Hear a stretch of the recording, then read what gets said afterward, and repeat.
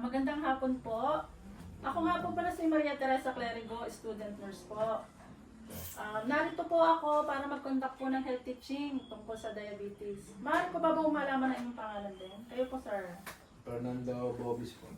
Ilan taon na po kayo? 53. Ano pong iyong trabaho? Vendor. Kayo, ma'am? Eden Del Rio. Bago po ako magsimula, gusto ko din po malaman, meron ba kayong mga history ng diabetes? O may alam po, mga kakilala ba kayo, mga kaibigan? Yung mother ko Na po, may- pinatulang po ng paa dahil sa mataas na sugar. Kayo, ma'am? Meron din po. Sige po.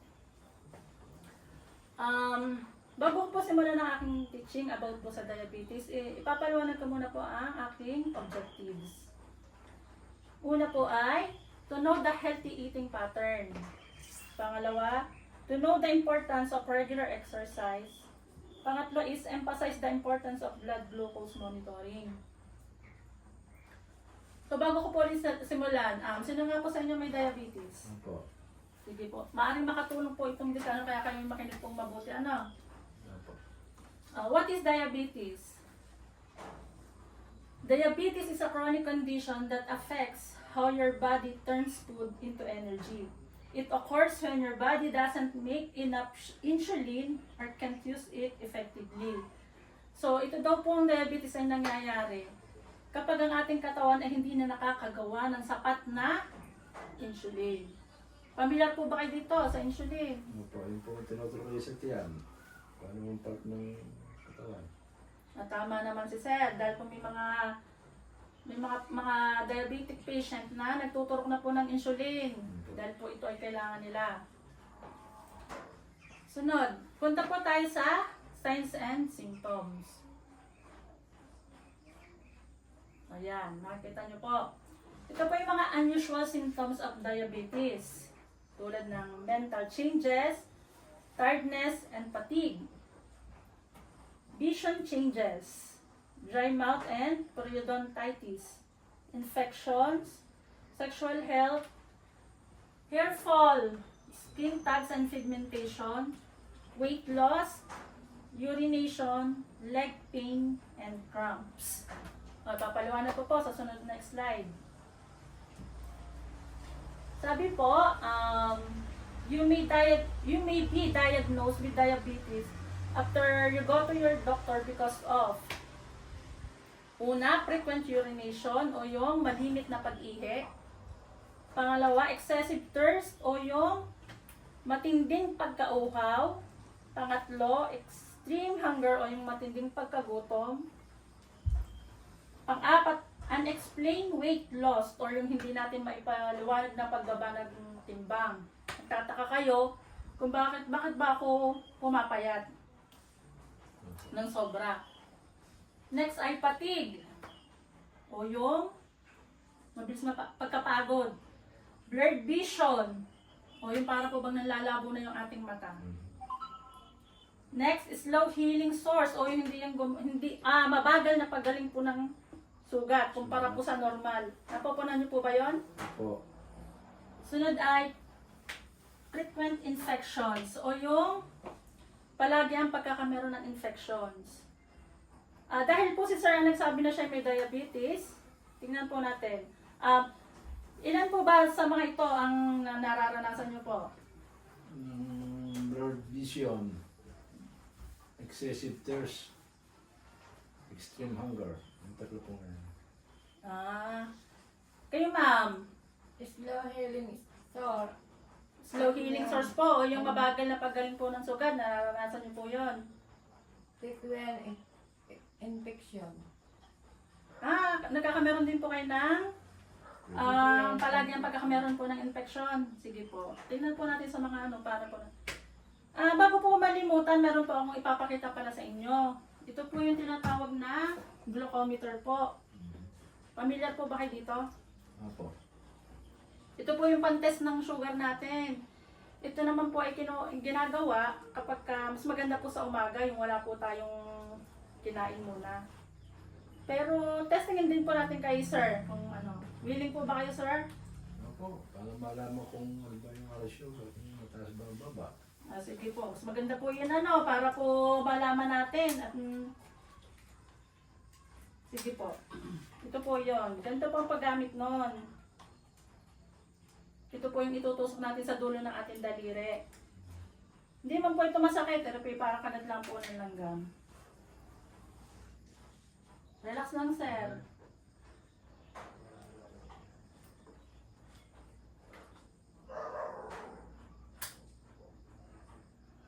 Ayan po.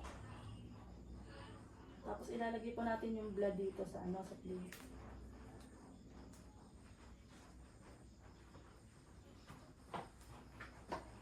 Hintayin na po natin yung resulta. So ayun na po, may result na po. Medyo nga, sir.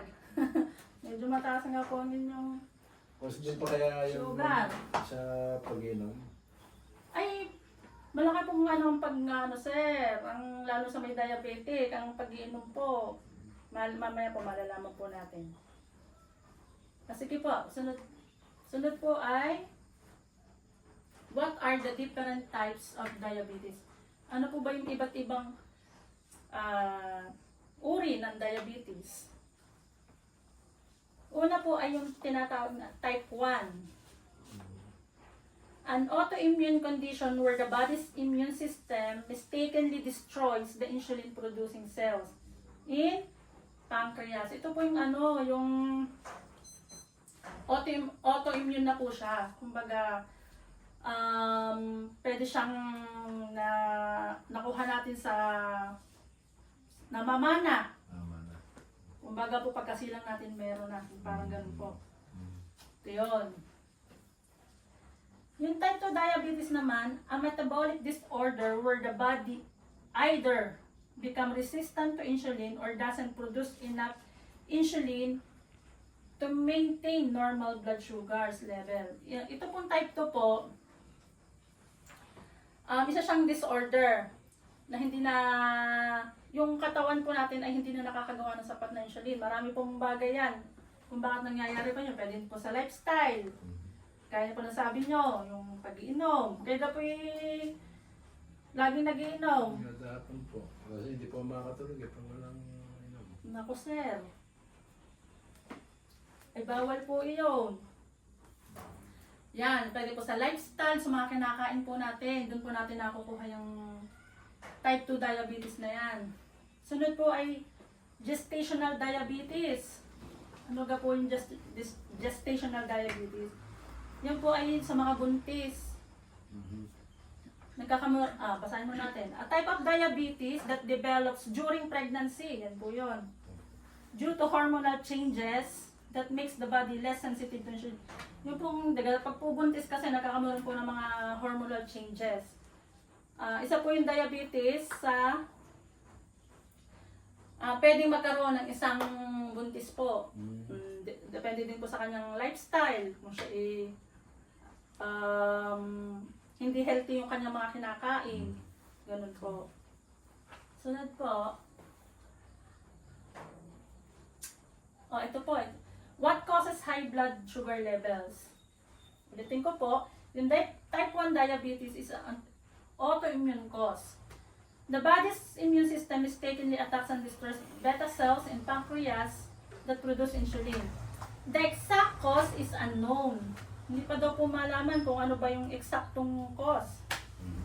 But possible, ibig sabihin po, posible na dahil genetic predisposition, yung galing nga po sa ating genes o yung namamana natin. Pangalawa, viral infections like Coxsackie virus, environmental factors. Yan po. Next po ay type 2 diabetes. Insulin resistance. The body becomes resistant to insulin or the pancreas doesn't produce enough. Common causes. Overweight. Overweight po. Or obesity. Sobrang po natin. Magiging mataba. Lack of physical activity. Yung kapag ka po wala tayong masyadong ginagawa. Kain, tutulog.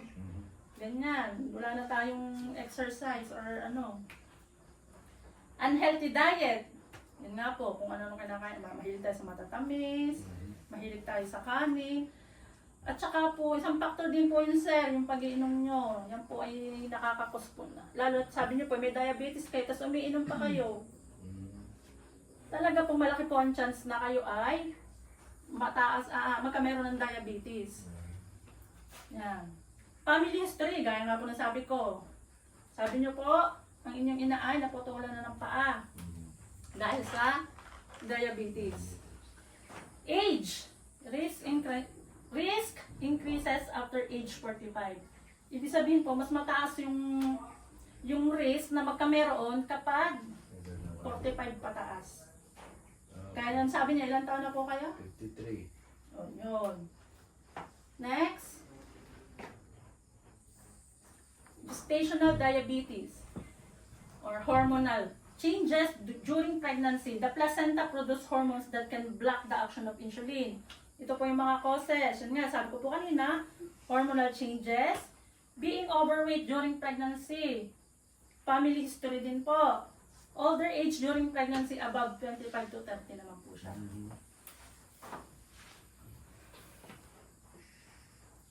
Sunod po ay, what types of medication will you need? Ano ba yung uri ng mga gamot na kailangan ng isang diabetic patient? Una po ay insulin injections. Gaya po na sinasabi nyo, nakakita na kayo ng tinuturukan sa nagtuturok po ng insulin. Metformin. Familiar ka po kayo din eh. Opo. Umiinom na po kayo Take na na rin. rin po ako na yan. Yung po yung reseta ng doktor. Opo. Sunod po ay sulfonylureas, DPP, 4 inhibitors, GLP, 1 receptor agonist, SGLT2 inhibitors. Yan po yung mga medication na kailangan ng isang diabetic patient. Balik, mula po kailan pa kayo uminom nitong metformin? Siguro po mga 5 years na yata. O 6. Matagal-tagal na rin po sir. Ito po ba yung patuloy na nainom pa rin po kayo ngayon? Dire-diretso po yun. Sige po. Kayo pala ma'am, may mga gamot po ba ang iniinom dito o wala naman? Wala. Sige po, sige po.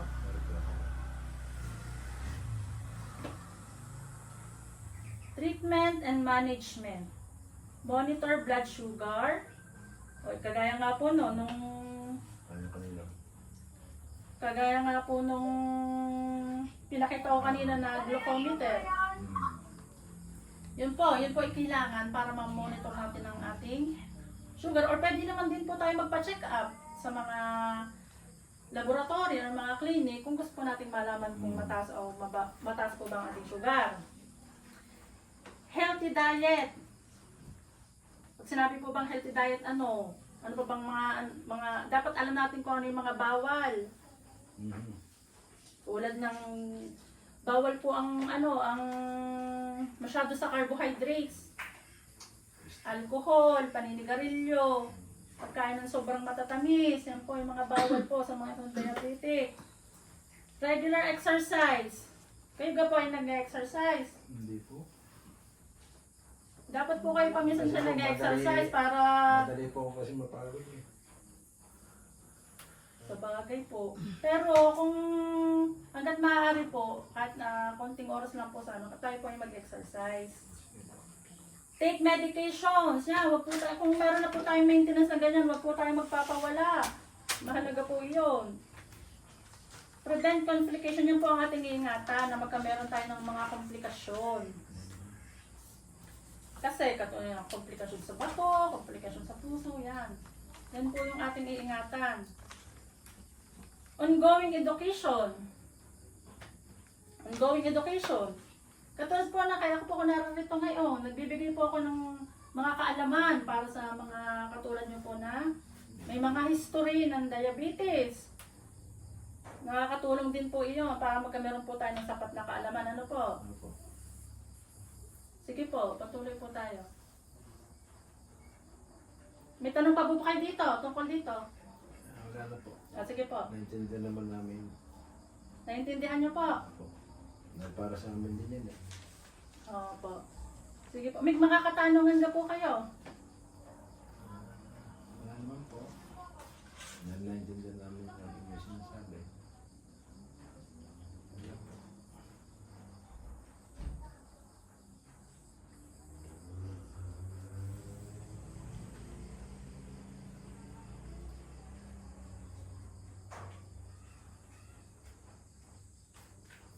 May mga...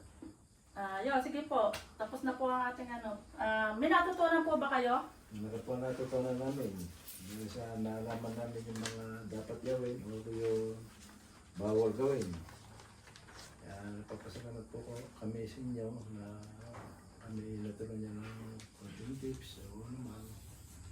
Salamat po. Kayo ma'am, may natutunan po ba kayo? Meron din po na dapat yung naunawaan na namin ang inyong itinuro sa amin. Tulad ng? Ang mga gaya, mga i-discuss ninyo sa akin, sa amin. Mm. Kayo sir, magbabago na po ba kayo ng inyong lifestyle? Sabi niyo po kayo laging nagiinom. Baka magpahinga muna po ng pag-inom. Magpapababa muna na siya. Ganyan nga po, dapat gawin at nang tayo baka may pag-asa na hindi tayo may pag-asa na maano natin itong sakit na ito. Sana po ay may natutunan kayo. Sana po ay may mga natutunan kayo, ano? Opo. Meron po namin natutunan. Sa inyo.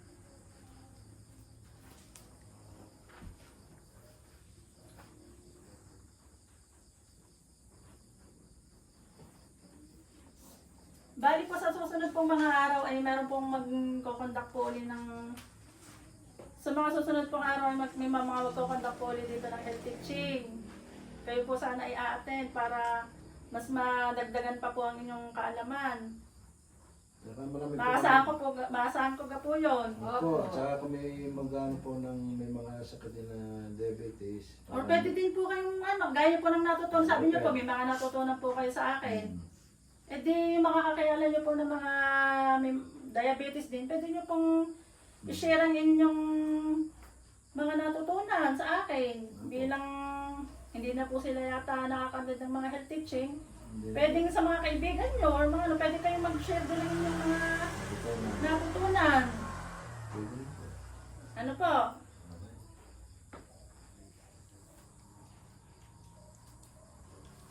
May katanungan pa po kayo na gustong itanong. Ano po ba?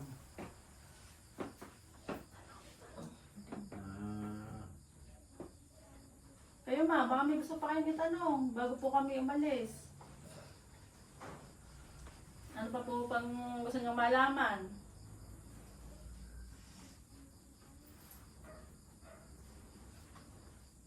Kayo po. Sige po, baka may mga katanungan pa po kayo para po Minsan mga... hindi ko po mapagkatuloy sa gabi pala pero lang inom. Yung breakfast din po ng taas ng sugar. Taas ng sugar. Alin po yun sir? Paulit nga po. Yung hindi po makatulog. Hindi po kayo nakakatulog sa gabi. Kayo ka po ay nagpa-check up na sa doktor. Dati po pero parang simula ko nag-inom ng maintenance. Doon na ilan po ang pinaka-doktor ko na ayun na lang sinusunod yun. Bali nagpa-check up ka po uli kayo. Ano ka po ang huling check up nyo? Noon mataas din ang aking sugar. Tapos ang pangalawa, medyo bumaba na. Itong pagkat na hindi pa po ako napapa-check up. Bilang pong isang student nurse, maisa-suggest ko po sa inyo, dapat po kayo ay yearly nagpapa-check up po. Hindi po yung pagka na-check up po na isang beses kung kailan na po. Kasi syempre, nagbabago po yung ating mga dapat po may regular na check up din po kayo. Tama. Para kung may mga pagbabago masasabi niyo po sa doktor, pwedeng taasan ng inyong gamot or babaan po. Tama po. Sige po, maraming salamat po sa inyo. Maraming salamat din po. Salamat po Sana sa inyo. makabalik ulit kayo dito ng Sige po, marami salamat tayong po. return. Thank you. Thank you po.